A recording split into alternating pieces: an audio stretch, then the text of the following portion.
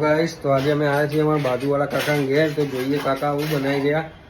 તો ચાલ જોજો કાકા આજે બનાવું છું સરગવાની બરોબર બનાવજો ને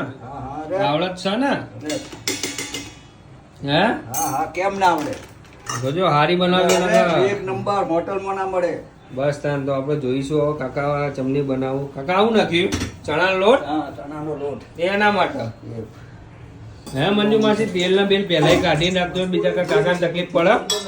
ગરમ કરવા નાખી દીધું કાકા આના માટે રાઈ મેથી અને રાઈ જીરું વાટેલું લસણ એ બધું આવું છે હળદર મરચું બરોબર આ એ સરગવાની છે સ્વાદ અનુસાર કઢીને મારવું પડે ને મરચું અંદર પેલા વઘારમાં થોડું ન ખાય ને તો બળી જાય મરચું બરોબર હવે ખબર પડી જો આ બેસન વાળી છાશ દહીં અને દહીં છાશ અને બે ચણાનો લોટ બરોબર શાના માટે નાખવાની કઢી ઓકે